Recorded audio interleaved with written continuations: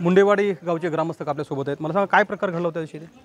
इथं काहीच नाही प्रकार घडला सर। प्रथम तर सुरुवात बाहेरून झाली आणि त्याचे प्रसाद काहीतरी वेगळे उमटून आहेत।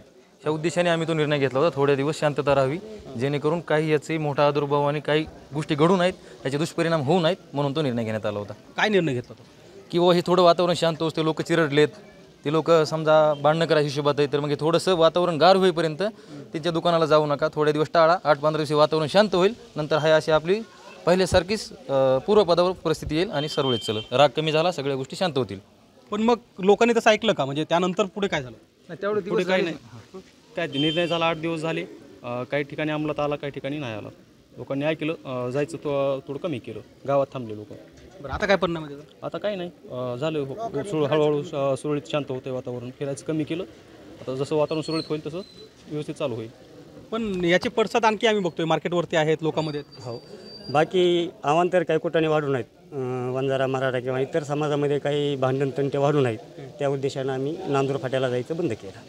बरं, पण मग आता खरेदी जर नाही केली तिकडनं किंवा केली तर काय दंड वगैरे? नाही, दंड वगैरे काही नाही, खरेदी करावंच लागते, पण हे थोडं 4-2 दिवस वातावरण शांत होईपर्यंत किंवा मराठा समाज आम्ही सगळे एकत्रच गेले 30-35 वर्षापासून आम्ही सोबत राहतो। आमच्या बांधाला बांधत घराला घरी, आमची शेतजमीन शेजारी एक बांध आहे आमच्या दोघांचा। आमच्या अशी वैयक्तिक जातीभेद दुश्मनी अशी काही नाही, फक्त हे कालच्या निवडणुकीमुळं आमच्या शेजारच्या गावानं शपथ खाल्ली होती ते वंजारा समाजाला मतदान करायचं नाही। त्याच्यानंतर मतदान झाल्यानंतर नांदूरमध्ये काही समाजकंटकांनी आदरणीय पंकजाताईच्या विरोधामध्ये पोस्ट व्हायरल केली, त्या पोस्टमुळं आमचा समाज दुखावला गेला, म्हणून असा लोकांनी निर्णय घेतला। याच्यापेक्षा व्यतिरिक्त काही नाही। पण याचा परिणाम काही नाही दुसरा, आता भांडणं होणार नाही त्याच्यामुळं लोकांना जायचं टाळलं। आता हे 5 किलोमीटर गाव आहे समजा मार्केटपेक्षा, तर मग इथून तिथं दररोजच जायचं, कुणीतरी ह्या पक्षाकडून त्या पक्षाकडून बोलायचं, मग त्याच्यातून वेगवेगळे म्हणजे मन दुखवलं जाते। समजा त्यांचं पुढारी ह्या ह्याचा आहे किंवा समाजाचा आहे, हे पुढारी ह्या समाजाचा आहे,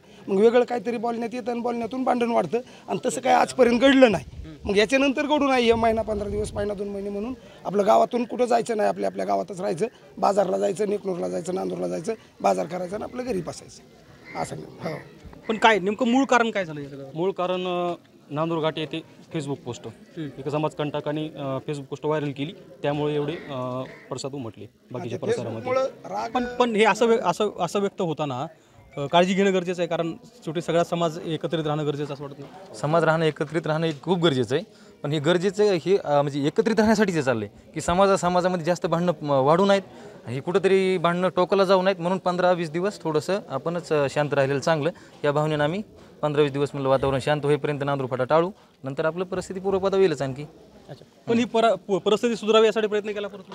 प्रयत्न चालूच आहेत ना, पण लोकांच्या मनातील हे पोस्ट, लोकांच्या मनामध्ये जे टाकलेली पोस्ट लक्षात वेगळं आलं, समजा राग आला, मनात का होत नाही, तो व्यक्त होऊ नाही ना दुसऱ्या समाजासमोर जाऊन, रस्त्यावर जाऊन, रोडवर जाऊन, त्याच्यामुळे मग ते नाही कुठं गेलं तर एकमेकाला बोलण्याचा संबंध येत नाही ना वाईट।